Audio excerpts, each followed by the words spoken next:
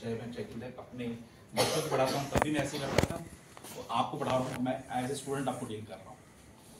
आज 25 नवंबर है, आज इस पूरे साल का 329वां दिन है, और आज के बाद जो है 36 डेज जो है रह जाएंगे। नवंबर 25 आज के दिन जो है हमारा international day for elimination of violence against women के रूप में हम मनाते हैं।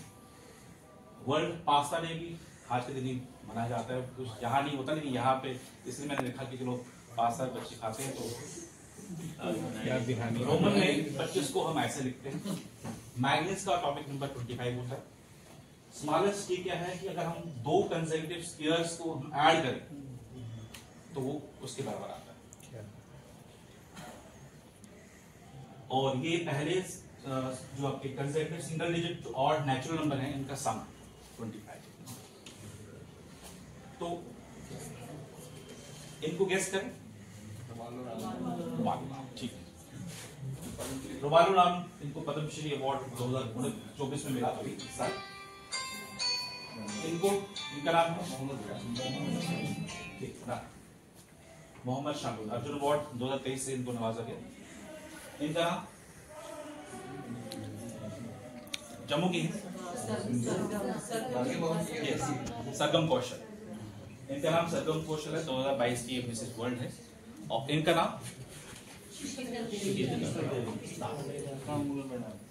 ठीक। अब इनका नाम क्या है?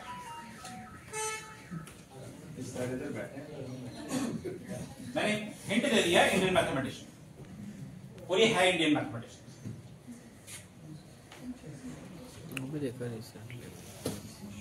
देखिए यही फर्क है हमारी आज की टीचिंग में। हम कभी भी अपनी टीचिंग जब हम करते हैं, इवन मैं भी अपने टाइम पढ़ा था, मुझे एक ही मैथमेटिशियन के बारे में पता था, 1-2 ही पता था, आर्यभट्ट, रामानुजन। लेकिन जब हम बात करते हैं इंडियन मैथमेटिशियन जो हमें खुद नहीं पता तो हम बच्चों को क्या सिखाएं? पहले हमें पता होना चाहिए कि इंडियन मैथमेटिशियन हो जाए, साइंटिस्ट हो जाए, जिस रिजल्ट की आप बात इस पर पढ़ाते हैं। तो शुरुआत जो है, अगर एटलीस्ट उस चैप्टर को जब आप शुरू करते हैं तो कम से कम उस चैप्टर को शुरू जो करते हैं, जिस चैप्टर किसी ने बनाया होगा तो उसकी बात जरूर चर्चा करें, ये उसकी कंट्रीब्यूशन है। तो हम कभी भी उसको बताते नहीं, ना खुद कोशिश करते हैं और ना ही बच्चों को भी सिखाया। तो शुरुआत जो है मतलब उस मैथमेटिशियन एटलीस्ट, और कुछ नहीं, पूरे साल में अगर आप 5-6 इंडियन मैथमेटिशियन कंट्रीब्यूशन की बच्चों को बता देंगे तो ये उनके लिए एक प्लस पॉइंट मिलेगा, एक उनके एज मिलेगा। तो हमेशा टीचिंग में ये चीजें लाएं। देखिए टीचिंग हम सब करते आए हैं, 20 साल 15 साल 20 साल से हम करते आए हैं, लेकिन अब थोड़ा सा एडवांसमेंट आ रही है, तो हमें अपनी टीचिंग में एडवांसमेंट लानी पड़ेगी। अब ये भूल जाए कि हम बोलते हैं हमें टेक्नोलॉजी नहीं आती, तो नहीं आती तो सीखनी पड़ेगी, ये कोई एक्सक्यूज नहीं। लेकिन हम तो ये होता है कि जब स्कूल में भी देखते हैं, जो काम करता है उसे और काम दिया जाता है, जो काम नहीं करता है उसे इसको आता नहीं करने से। तो ये जितने भी डीडीओ सही है उनका कसूर है, अगर नहीं आता सिखाए ना, ताकि सभी लोग सीख सके। यही टाइम है जब आप अवर एज हो जाएंगे, जब आप डिपार्टमेंट छोड़ने वाले हैं, तब सीखेंगे तो फायदा कोई नहीं। तो बेटर ये है एट लीस्ट अपने लिए कुछ ना कुछ जरूर करें। अब हम बोलते हैं हमारे पास कुछ है नहीं है, देखो लैपटॉप होते हैं, नहीं भी होगा एटलीस्ट इतनी सैलरी लेते हैं, एटलीस्ट हमने फैमिली को भी टाइम दिया, हम दे रहे हैं, फैमिली को भी हर चीज लेके देते हैं, लेकिन अपने लिए कुछ देते भी हो, सोर्स ले लेते हैं एटलीस्ट कम से कम। और कुछ नहीं, जो जिसके पास लैपटॉप नहीं है वो लैपटॉप जरूर खरीद, क्योंकि आगे आगे फ्यूचर जो है टेक्नोलॉजी का, आपको टेक्नोलॉजी आनी चाहिए। नहीं आता सीखिए, देखिए सीखने की उम्र नहीं होती, इसलिए सीखना जरूरी समझता हूं। मेरा लेक्चर जो है थोड़ा भावुक रहता है, तो मतलब जो इमोशनल टच मेरे अंदर से निकलता है, जो होता है मैं सीधे बोल देता हूं। ठीक, इनका नाम है डॉक्टर अमित गर्ग। ये क्या किया बताता हूं, इनका नाम क्या है, इतना हिंट दे दो कि अभी हमने SCERT ने एक क्विज लॉन्च किया था इंडियन मैथमेटिशियन के ऊपर, ये उसी का नाम है। ये अभी लेटेस्ट हमने किया, बड़े लोगों ने किया भी होगा, SCERT ने ही किया, SCERT फैकल्टी। इनका नाम क्या है, भूल गया, इनका नाम है नागा सिकंदर। अब ये है कौन, एटलीस्ट जब हम देखिए 2 चीजें तो आप ही सीख के जाएंगे सेशन कम से और कुछ नहीं, यही सही। तो ये क्या है कि जो आपका अमित गर्ग है, ये एक 2022 में इन्होंने एक मेंटल कैलकुलेशन जो है किया था, 10 task divide 10 digit number by 5 digit number, तो उन्होंने रिकॉर्ड टाइम में इन्होंने अचीव किया था और इन्होंने गिनीज वर्ल्ड रिकॉर्ड बनाया है, लिम्का बुक ऑफ रिकॉर्ड्स इन्होंने बनाया, UK book of alternative records इन्होंने के नाम से इनको नवाजा गया। कैलकुलेशन में मारा था इस हासिल। एक शकुंतला देवी हमारी इंडियन मैथमेटिशियन है, उसने भी बड़ा कुछ बहुत 2 डिजिट 13 डिजिट थी, एक उसको 3rd द्वारा से एक नंबर था, उसको मल्टीप्लाई किया था, विदिन 8 सेकंड्स में किया था। तो मतलब ये एक नई चीजें हैं, एटलीस्ट बच्चों को बताई जानी चाहिए। ये सिकंदर है, सॉरी राजा सिकंदर है, कॉपी गलत हो गया मुझसे। ये आपका फर्स्ट पर्सन था जिसने माउंट एवरेस्ट की हाइट को मेजर किया था, ये इंसान था, और इसने बोला कि ये अप्रोक्सीमेटली जो है 29,002 फीट के हिसाब से इसकी हाइट, ये इसने खुद मेजर किया था। अच्छा देखिए, किसी भी नेशन को सिर्फ हम मिसाइल से या लॉन्ग रेंज मिसाइल से डिस्ट्रॉय नहीं कर सकते। अगर उसको हम एग्रीकल्चर सेक्टर को वीक कर देते हैं तो वो नेशन डिस्ट्रॉय हो जाएगा। ऐसे अगर हुआ तो पेशेंट डाई हो जाएंगे अगर ऐसे डॉक्टर पैदा हों, ऐसे बिल्डिंग कोलैप्स हो जाएगी अगर ऐसे इंजीनियर्स पैदा हो जाएंगे, अगर मनी लॉस हो जाएगी अगर ऐसे इकोनॉमिक्स हो जाएगी, ह्यूमैनिटी डाई हो जाएगी, ऐसे रिलीजियस स्कॉलर्स हो जाएंगे, जस्टिस लॉस हो जाएगा अगर ऐसे जजेस पैदा हो जाएंगे। The collapse of education is the collapse of nation.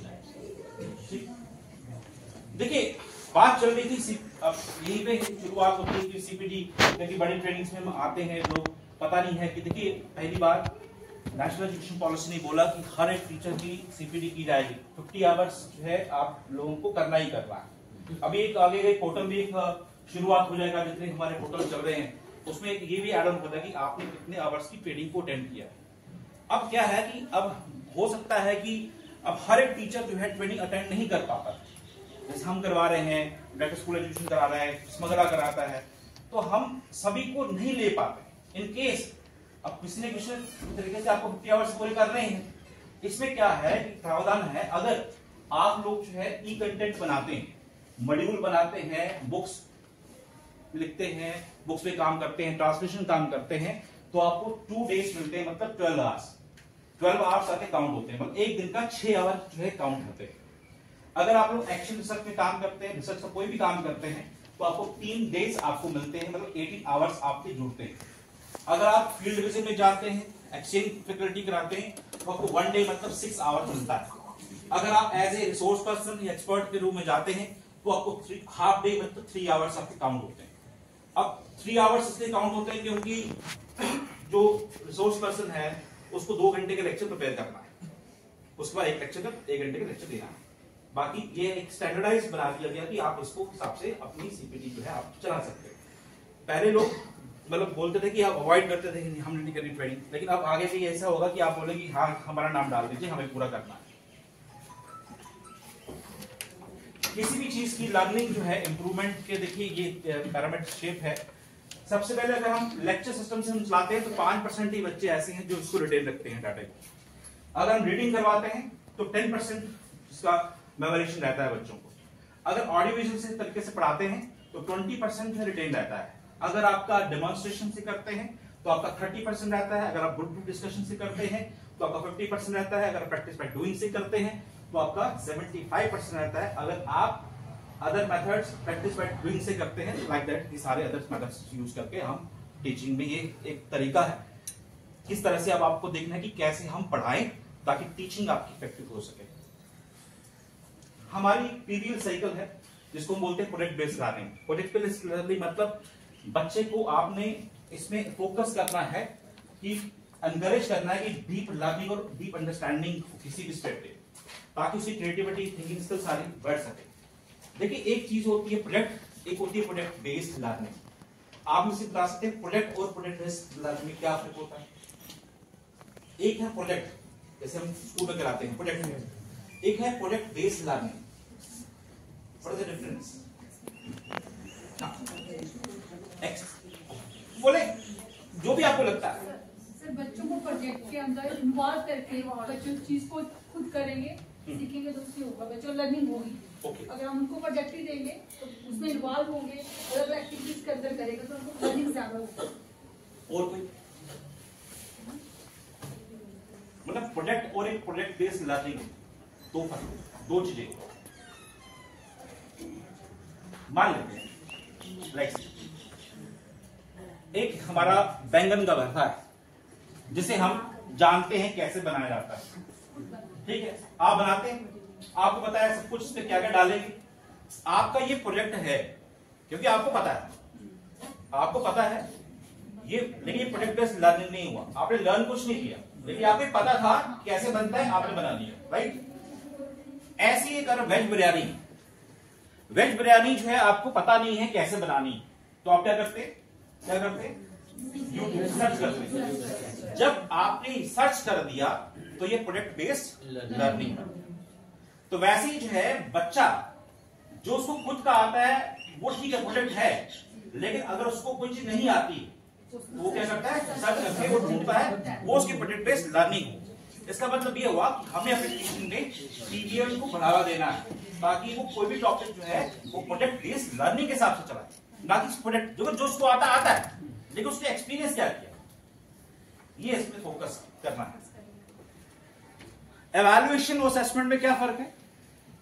देखिए मैं टॉपिक पे आ रहा हूं लेकिन टॉपिक से पहले कोई बेस लाइन लानी पड़ती है, डायरेक्ट टॉपिक पे जाना खतरा, हमारी कॉम्पिटेंसी वहां रह जाएगी, लेकिन उसको वहां तक लाने के लिए मुझे यहां से रूटीन में चलना पड़ता। असेसमेंट और evaluation, assessment is assessment actually and it is a diagnostic, whereas evaluation is judgmental. Yes. Assessment is done at the time of inquiry, but evaluation is done at the end of it. yes 100% सही। तो ये आपका assessment और evaluation एक measurement, एक mathematical term में मैंने देखा, मेजरमेंट, असेसमेंट और इवैल्यूएशन। इवैल्यूएशन जो है सबसे बड़ा है, उसके नीचे असेसमेंट है, उसके नीचे मेजरमेंट है। हर चीज जो है, अब असेसमेंट है वो भी इवैल्यूएशन ही होती है, ठीक। अब क्या है कि इसमें क्या है, इवैल्यूएशन जो है इसमें इंप्रूवमेंट के चांसेस रहते हैं। यहाँ पे क्या है, आपका फाइनल आउटकम के ऊपर डिपेंड करता है, या आपका टीचिंग लर्निंग के ऊपर रहता है। पहली बात आपका यहाँ पे done at the beginning of the inquiry, इसमें कहा यहाँ पे done at the end of the term. उसके बाद ये फॉर्मेटिव है, ये समेटिव है, ये सारा ऐसे ही होता है। अब फॉर्मेटिव और समेटिव जैसे मैंने बताया होगा, फॉर्मेटिव समेट में मैं पूछूंगा नहीं क्या होता है, जो भी हम पीरियोडिकल तरीके से हम करते रहते हैं असेसमेंट्स, ये हमारी फॉर्मेटिव असेसमेंट्स होती हैं। जो हमारी एंड में होती है वो हमारी समेटिव असेसमेंट्स। तो इसमें मतलब यहाँ क्या है, आपका लर्निंग प्रोसेस में मॉनिटरिंग होता है, यहाँ पर रैंक्स और ग्रेड्स के ऊपर आधारित रहता है। यहाँ पर हमारा फोकस क्या रहता है, लर्निंग गोल्स के ऊपर। यहाँ पे हमारा फोकस क्या रहता है, रिजल्ट के ऊपर। यहाँ पे क्या है, स्मॉल कंटेंट होता है, मतलब आप छोटा छोटा करके आप F1 F2 लेते हैं। यहाँ पे हमारा एंटायर कोर्स होता है जो हम लास्ट में देते हैं। यहाँ पे हमारा हाई इम्पैक्ट रहता है लर्निंग का, बच्चा ज्यादा सीखता है, थोड़े में ज्यादा सीखता है। जब ज्यादा सिलेबस दोगे नेचुरली उसको ज्यादा थोड़ा कम रिटर्न रहता है। और यहाँ पे लिमिटेड पॉसिबिलिटीज है, यहाँ पे इंप्रूवमेंट के चांसेस ज्यादा रहते हैं, क्योंकि अगर सपोज F1 में बच्चे ने कम लिया तो आप उसको मोटिवेट करके वो F2 पे ज्यादा ले सकता है, लेकिन उस पे ऐसा नहीं हो सकता। ये फाइनल आ गया, ओके फाइन। सिंपल वर्ड्स में जो है फॉर्मेटिव, अगर कुक जो है टेस्ट करता है सूप को, ये फॉर्मेटिव असेसमेंट्स है। और अगर आपका कुक कस्टमर टेस्ट करता है सूप को, ये समेटिव। हाउ, कैसे? अगर उसमें नमक यस, देख कुक बनाता है, जैसे हम सब्जी बनाते हैं तो हमें लगता है यार इसमें थोड़ी कमी, नमक कम है तो उसको डाल सकते हैं, लेकिन जब किसी ने चेक कर दिया तो फाइनल आउटकम, ठीक, okay fine. Formative assessment simply हम सिर्फ रिटन टेस्ट से नहीं ले सकते, बड़े तरीके से हम ले सकते हैं, ओरल से ले सकते हैं, कुछ भी ये सारे टेक्निक्स हैं, peer teaching, story telling, role playing और प्रेजेंटेशन, सारा जो है फॉर्मेटिव असेसमेंट है। और समेटिव असेसमेंट तो आपको पता है कि हम वाइवा से भी ले सकते हैं, आप तो जो ऑलरेडी हम लेते हैं वो हम करते हैं। मेन जो है आगे आपका कॉम्पिटेंसी बेस्ड असेसमेंट की पे आऊंगा, बिकॉज असेसमेंट की बात चल रही थी, पहले असेसमेंट पता होना चाहिए क्या होती है, इसलिए मैंने असेसमेंट में आया, फिर फॉर्मेटिव में आया, समेटिव में आया, फिर हमारा कॉम्पिटेंसी बेस्ड असेसमेंट पे हम आएंगे। अब देखिए क्या है कॉम्पिटेंसी बेस्ड असेसमेंट। बच्चे के अंदर जो है रेगुलर फॉर्मेटिव होनी चाहिए, कॉम्पिटेंसी बेस्ड होनी चाहिए, और हायर ऑर्डर स्किल्स के क्वेश्चंस जो हैं कॉम्पिटेंसीज कहलाते हैं। देखिए अभी हमारी अजमेर में मेरी वर्कशॉप हुई थी, वहां पे हमें बोला गया कि अपने बोर्ड का पेपर लेके आइए। वहां में हम ले गए तो 10th क्लास का जो पेपर हमने एनालाइज किया, जब वहां पे एनालाइज किया गया, उन्होंने बोला कि एनालाइज करो, उन्होंने तरीका दे दिया कि कितने हुआ, तो वहां पे एनालाइज किया गया कि जो हमारी जेएनके गवर्नमेंट के जो पेपर्स होते हैं उसमें कोई भी हॉर्स क्वेश्चन है ही नहीं। हॉर्स मतलब हायर ऑर्डर थिंकिंग क्वेश्चन नहीं, लेकिन अब आ रहे हैं। अब देखेंगे जो आपके पेपर्स आते हैं 12 का देखते हैं, कोई हर स्टेट का, पहले क्या होता था सिर्फ इंग्लिश में पैराग्राफ होता था या हिंदी में पैराग्राफ होता था, अब क्या है आपको पॉलिटिकल साइंस में भी पैराग्राफ आता है। मतलब केस सिचुएशन बेस्ड आपको दिए हैं, केस स्टडी के हिसाब से क्वेश्चन आपके फ्रेम होते हैं, लेकिन तब नहीं था जब हमने एनालाइज किया, अब हो गया।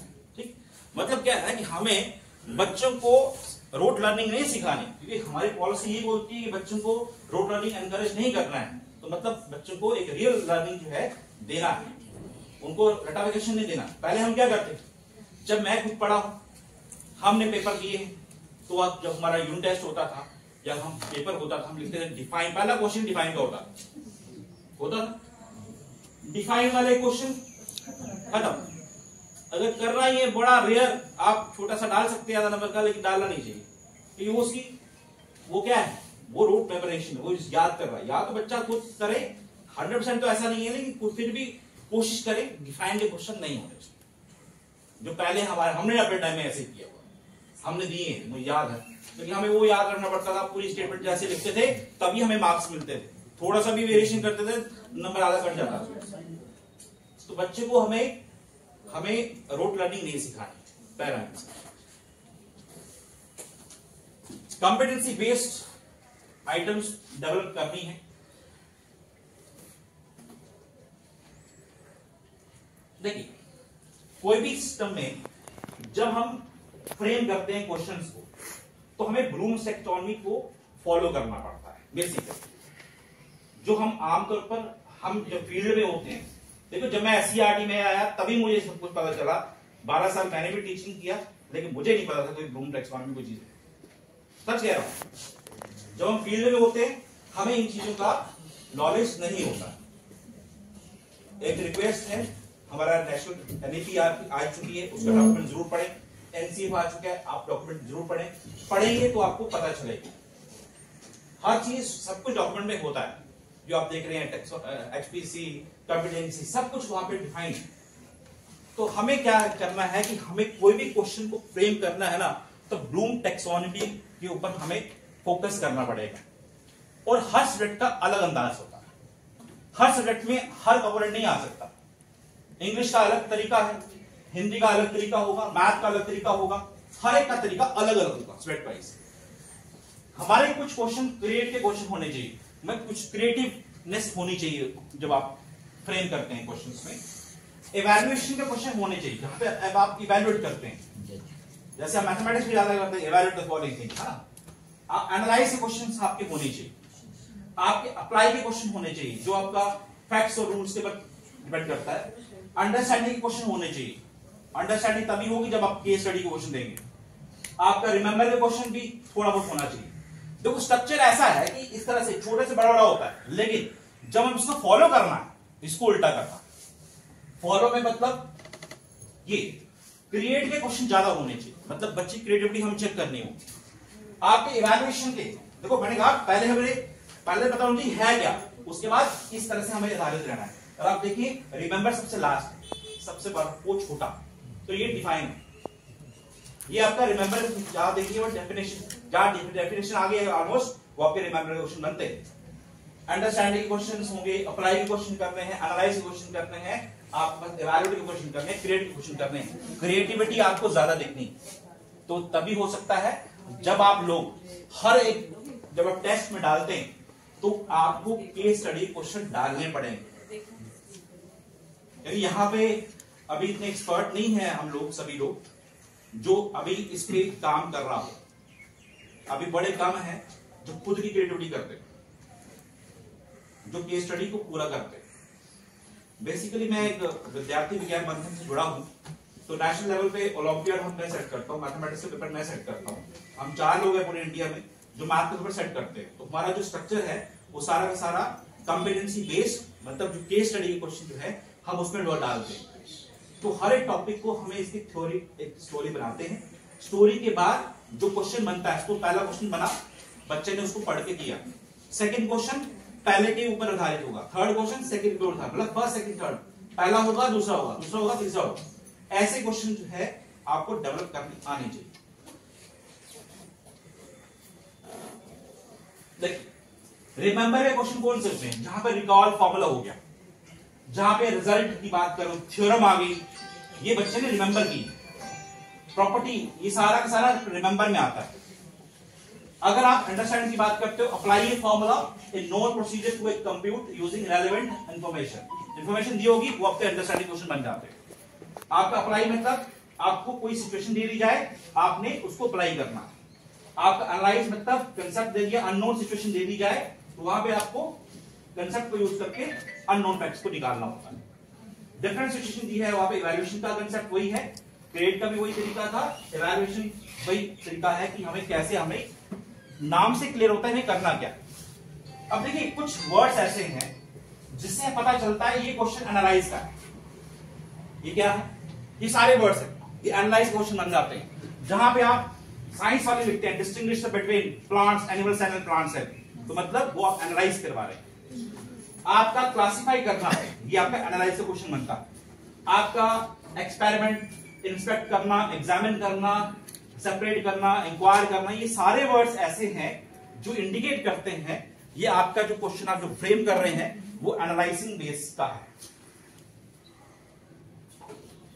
सिंथेसिस या क्रिएटिंग, ये ऐसे वर्ड्स है, कंपोज, ऑर्गेनाइज, डिवाइस करना, प्रपोज करना, ये सारे वर्ड्स जो है आपके क्रिएटिंग या सिंथेसिस के वर्ड्स हैं। जो क्वेश्चन ये फ्रेम इंडिकेट करता है, ये हमारे पास इस तरह का क्वेश्चन ये है। ऐसे ही आपके इवैल्यूएटिंग के क्वेश्चंस हैं, प्रेडिक्ट करना, असेस करना, रिवाइज करना, इन्फर करना, ये सारे इवैल्यूएटिंग, जिसमें हम बेसिकली मैथमेटिक्स में स्टैटिस्टिक्स जब करते हैं तो सारे को इवैल्यूएशन के ही क्वेश्चन माने जाते हैं।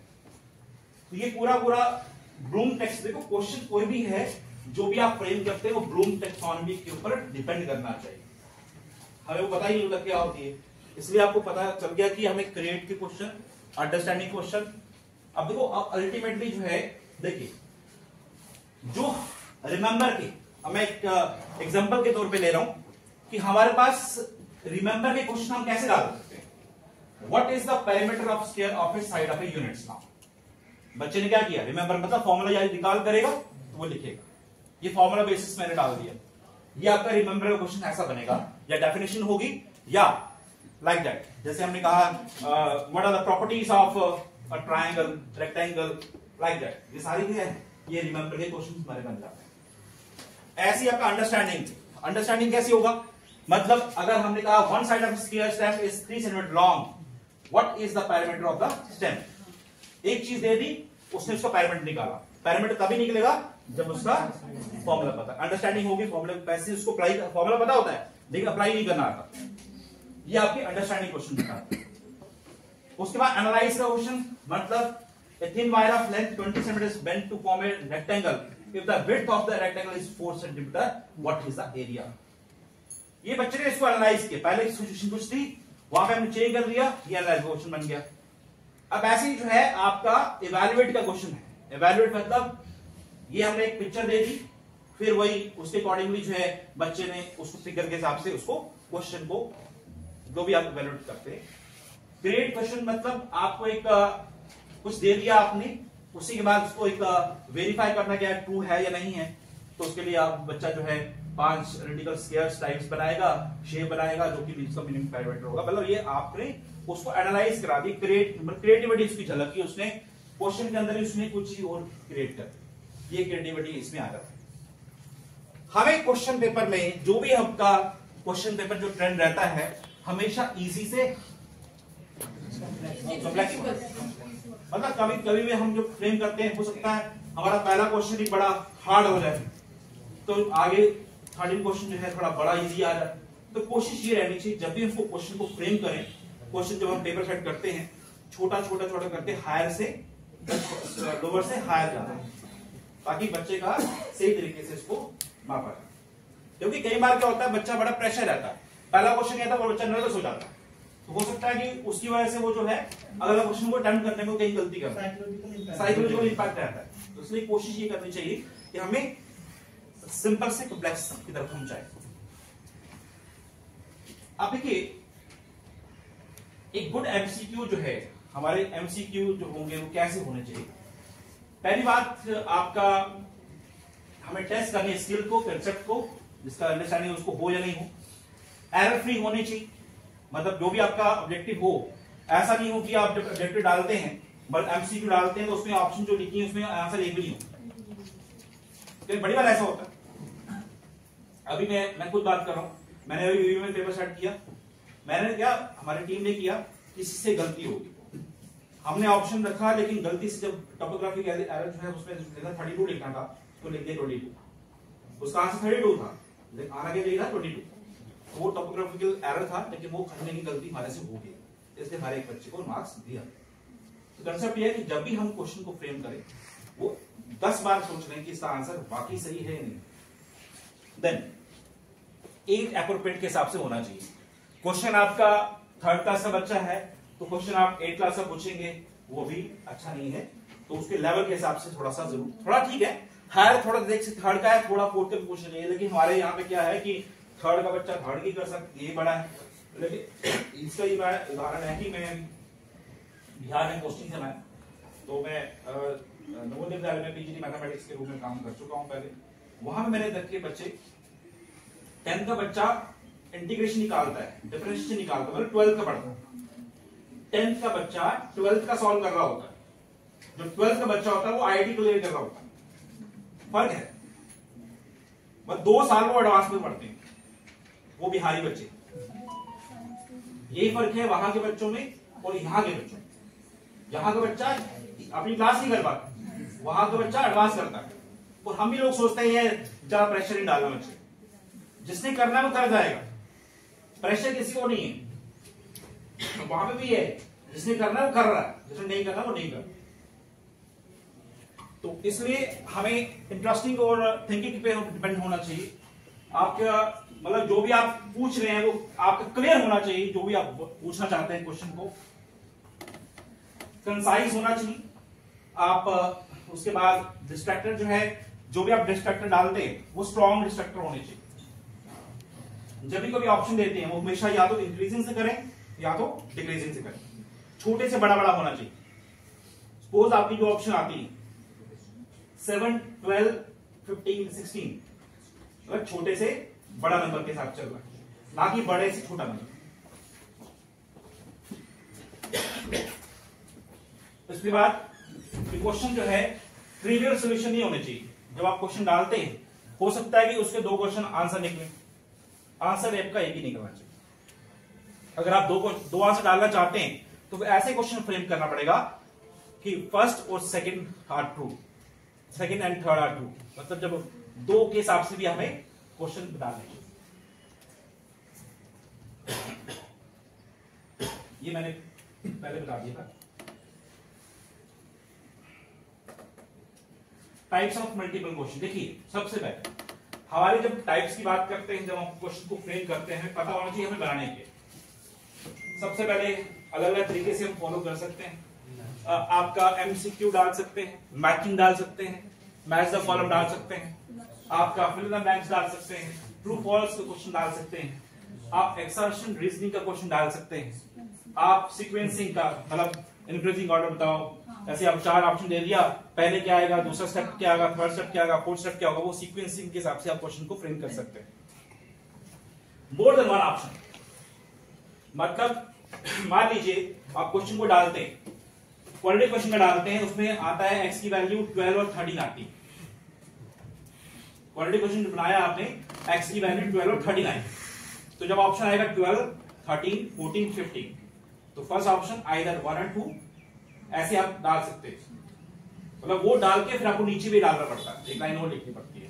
First and 2 second are correct, second and third are correct, ABC are correct, जो भी आप डाल सकते हो। मोर देन 1 ऑप्शन के क्वेश्चन भी आपके पेपर में होने चाहिए, ठीक, ताकि उस बच्चे का लेवल वाकई पता चले।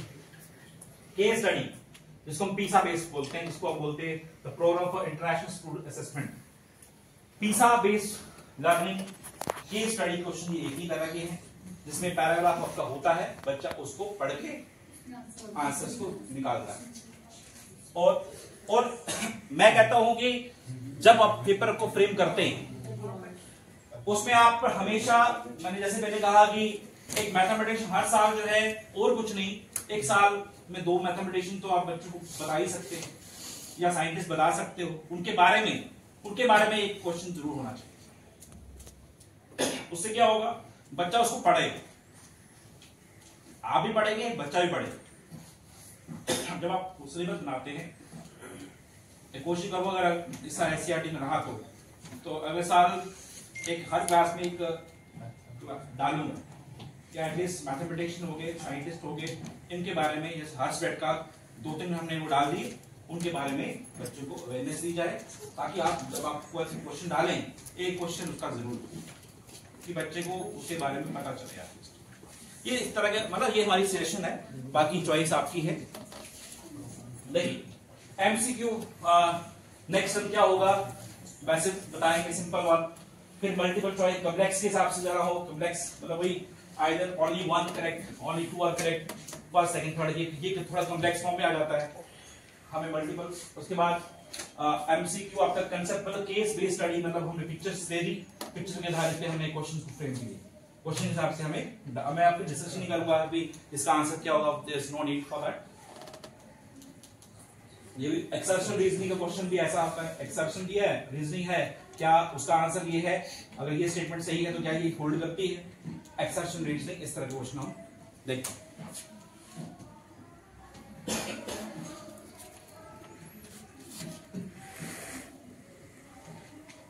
इसको रहने दो, मैथ्स के कॉलम्स मैंने बता दिए थे, एडवांटेजेस रहने दीजिए, there is no need. Filling the blanks की बात कर रहे हैं, डाल रहे हैं आपको, ये मैंने एग्जांपल के तौर पे डाला था।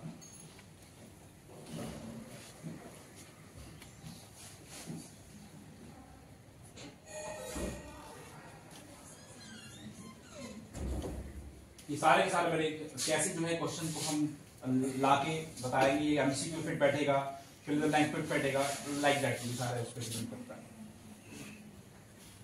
ये सारा का सारा वही केस स्टडी है, एक पैराग्राफ दे दिया, पिक्चर दे दी, बच्चे ने उसको हिसाब से क्वेश्चन को बनाएगा। अगर आप देखें वही फॉर्मूला है, अगर वो दिया तो उसको अप्लाई करके पढ़ेगा, उसको वो निकालेगा, ये पढ़ेगा, फॉर्मूला दिया है उसको भी निकालेगा, मतलब क्रैमिंग की जरूरत नहीं पड़ रही है उसको, फॉर्मूला ऑलरेडी मेंशन। अब देखिए सपोज क्यूब है, क्यूब का हमने क्या किया, एक पैराग्राफ बना के दे दिया, क्यूब के ऊपर टॉपिक था तो क्यूब के ऊपर टॉपिक था तो हमने एक पैराग्राफ को बना दिया।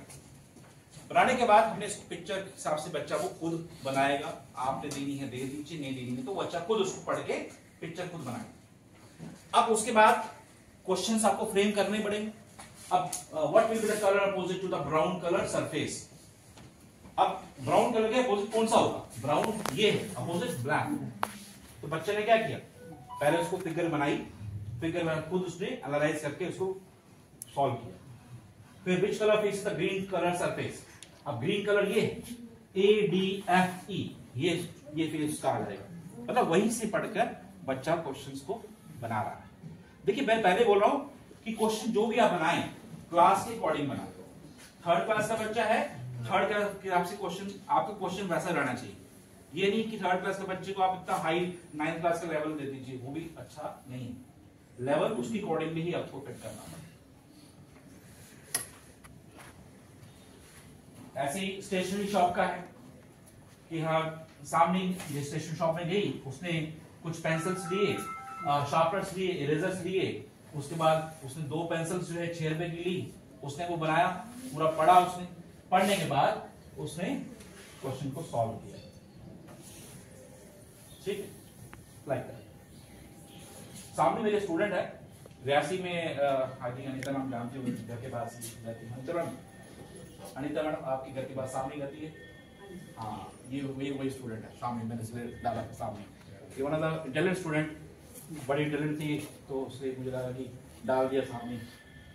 तो देखो अब एचपीसी की बात करते हैं कि एचपीसी जो भी आपकी जो कॉम्पिटेंसी की बात करते हैं, देखिए हमारे करिकुलर गोल्स होते हैं, एक होते हैं कॉम्पिटेंसीज।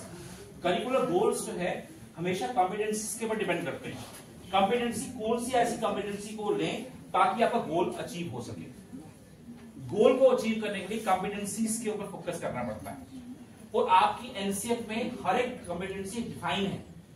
जब आप सिलेबस को पढ़ते हैं, लेकिन जो भी आपको सिलेबस बनता है ना, जब आपने इस बार को देखा होगा एकेडमिक कैलेंडर बना तो हमने हर चैप्टर को अलाइन किया उसके अकॉर्डिंगली, है ना, क्या हमारा गोल था, क्या हमारे आउटकम्स हैं। तो आपकी अब इसी में थोड़ा सा बताना चाहता हूं मैं।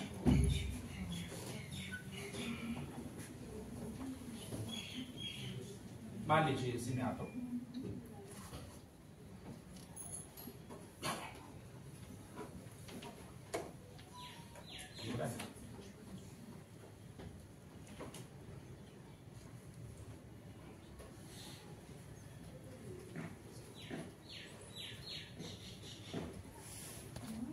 उनको फंड्स ना मिलेंगे क्योंकि एडमिशन फीस आप लेते नहीं है।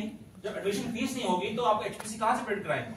तो डीडी तो हाथ खड़े कर दिया है, स्मगरा जो है वो हाथ खड़े कर गया, बिकॉज वो बोलता है, स्मगरा सर बोलता है कि हमें 5 रुपए मिल रहे हैं एचपीसी को प्रिंट कराने के लिए एक बच्चे के लिए। तो 5 रुपए 40 पेजेस का डॉक्यूमेंट 5 रुपए में प्रिंट नहीं हो सकता, और हर बच्चे का डॉक्यूमेंट बनेगा, चाहे वो फाउंडेशन से लेकर सेकेंडरी में 12th क्लास तक हर बच्चे का बनना है। और किसी स्कूल में 1800 बच्चा है तो 1800 बच्चे के लिए एचपीसी प्रिंट होगी। हर एक के लिए वो डोमेन है, उसको फिल करना है उसके आधार पर जो भी डोमेन होंगे। अब पहली बात कि जस्ट ये बता रहा हूं इसलिए क्योंकि हमारे कॉम्पिटेंसीज की बात हो रही है, इसलिए मैं वहां पे चल रहा हूं। थोड़ा सा मुझे लगा कि आपको बता देना चाहिए, जस्ट जल्दी से बताऊंगा। एचपीसी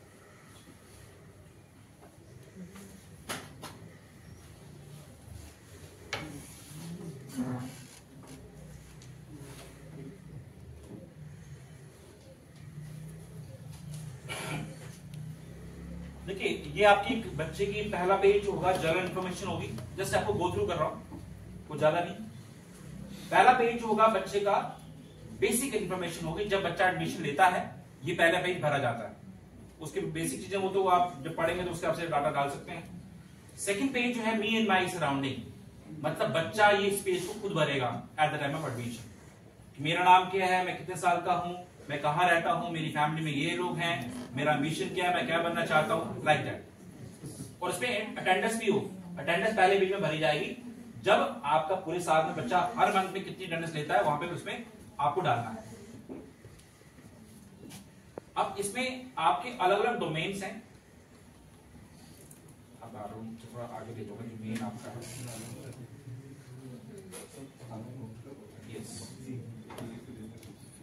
सबसे मान लेते हैं फिजिकल डोमेन। फिजिकल डोमेन के ऊपर आपको बनाना है। फिजिकल डोमेन्स जो है, देखिए अब इसने क्या किया, ये आपकी कॉम्पिटेंसीज है, वहां लिखी हुई है कॉम्पिटेंसीज है।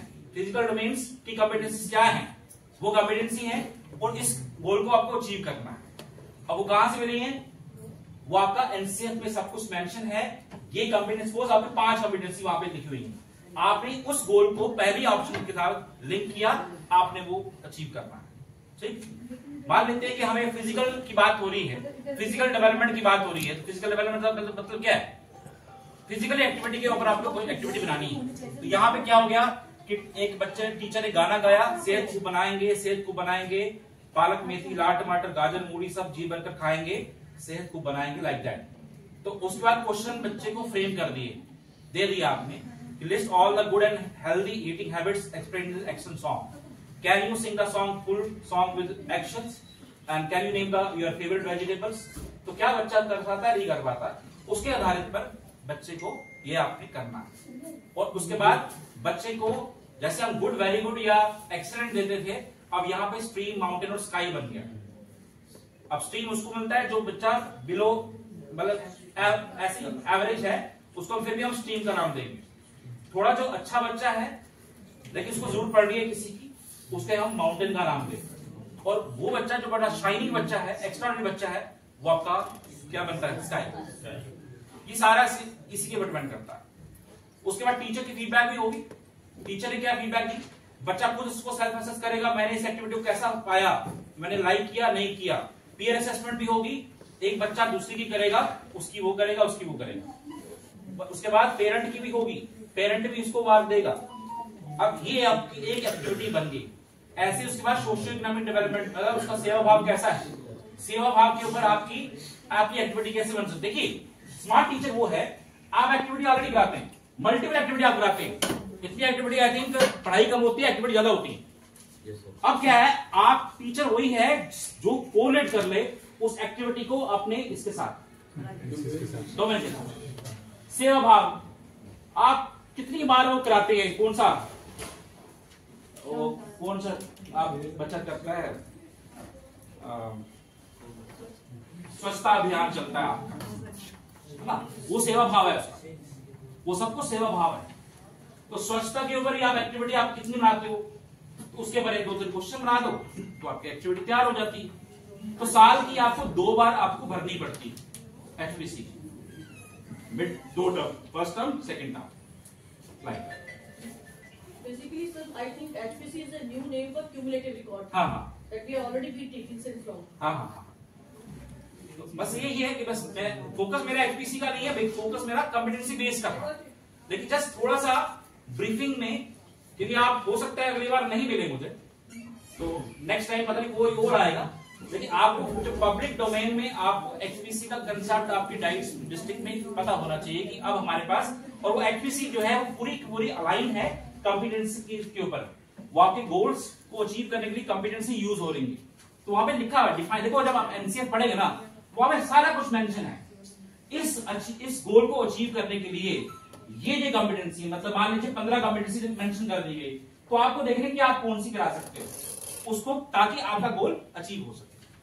कंसेप्ट यही, बात वही है कि अगर आपको कोई क्लास है, आपका जो क्लास है मान लीजिए 3rd क्लास है, मैथ पेपर डालना है, तो उस आपको पता है जो पेपर जो होगा समेटिव का, लास्ट पेपर के लिए देखो फॉर्मेटिव तो टीचर के पास अथॉरिटी है, वो जैसे मर्जी करवाए। हमें जो बनाना है वो बनाना है समेटिव का, मतलब जो फाइनल पेपर है उसका डाटा बनाना है। कंसेप्ट ये, जब उसके फ्रेम ऑफ क्वेश्चन बनाने हैं तो हमें क्या चलना, हमें लास्ट का पेपर कैसा होना चाहिए, ऑब्जेक्टिव, ये सब कुछ हमारे होने चाहिए। तो लाइक तो हमने एक सर इसके लिए जो हमें ना एनसीएफ जो है, मतलब जो है NCF reading, we can't do all these things, वहां ये सारी चीजें हैं क्लियर है, फाउंडेशन के लिए उसको वही हर एक, इवन जब आप एचपीसी खोलोगे ना सर, एचपीसी में सारा मेंशन, वहां पर मेंशन सब मेंशन। मैं आपको बता भी देता हूं, इनफैक्ट अगर आपको लगे, अभी हमने बनाया भी था इनफैक्ट प्रिपरेटरी के लिए, देखता हूं यहां पे सब कुछ मेंशन देखिएगा। एक डोमेन होगा,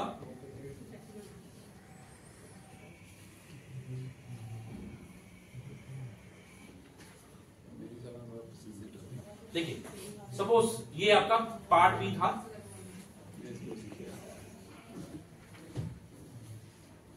ये आपका एक मिनट जस्ट वेट, आपका यहां से आएगा, यस स्टैंडर्ड हो जाएगा। हाँ देखिए सपोज एक कोई लैंग्वेज के ऊपर या कोई आप कोई और सब्जेक्ट ले लीजिए, कुछ भी ले लीजिए, लैंग्वेज R1 आपको कुछ भी है,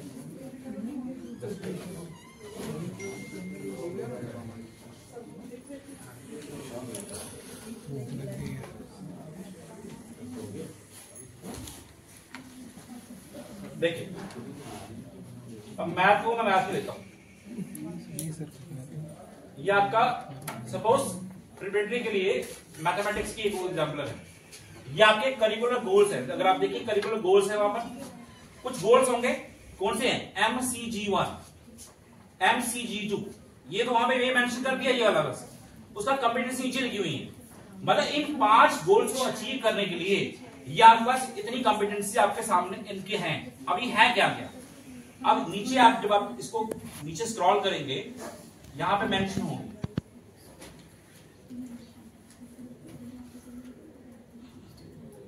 जितने आगे है इसका, ये देखिए यहां पे देखिए ये आपका गोल है MCG1, क्या था वो ये था। अब उसके लिए इसको करने के लिए आपके पास ये 4 कॉम्पिटेंसी हैं, इसको पढ़ना है, पढ़ने के बाद गोल आपका अचीव हो जाए।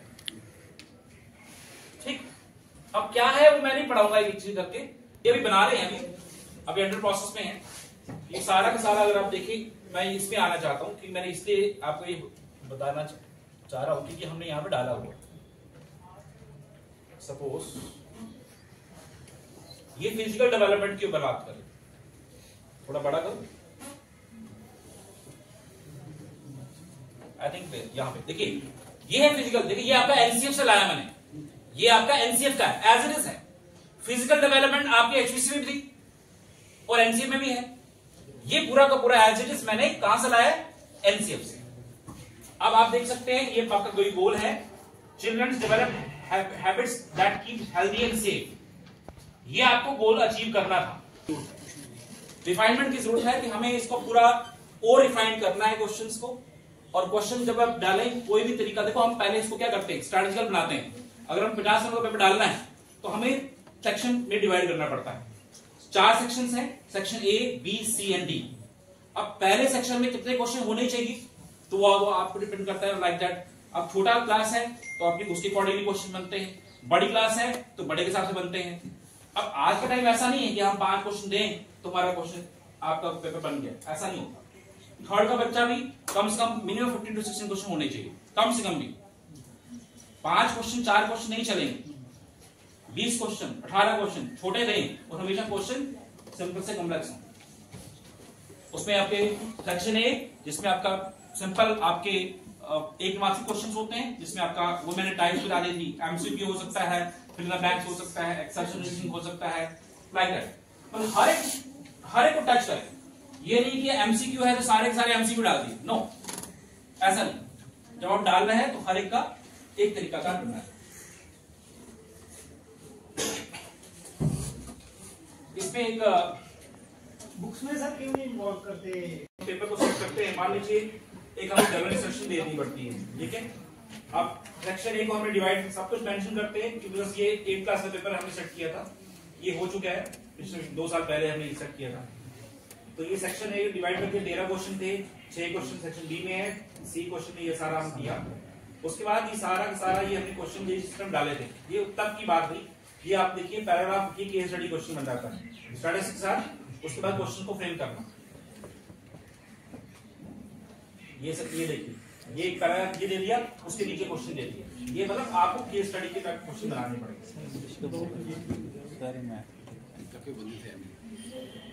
ये सारे के सारे यही है और कुछ नहीं। बस मेन आपको ये पता चल गया कि पूरी वर्कशॉप में हमें करना क्या है।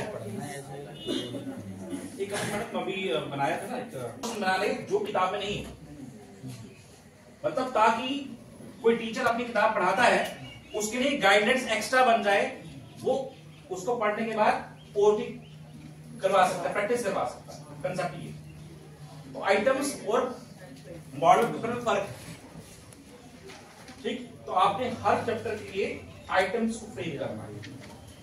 तो हमारी जो अभी क्लासेस जो है 3rd, 4th और 5th के लिए हम काम करेंगे आगे, ठीक है। तो आई होप यही मेरा बताना चाह रहा था। अगर आपको फिर भी डाउट है तो पूछ सकते हैं। देखिए काम हम बार नहीं कर रहे हैं, मैंने पहले कहा थोड़ा सा आप पेपर डालते हैं, बस आपको एक पैटर्न चाहिए कि हमें क्या क्या डालना, उसके अकॉर्डिंगली जो है आपका फ्रेम करना। Very nice presentation.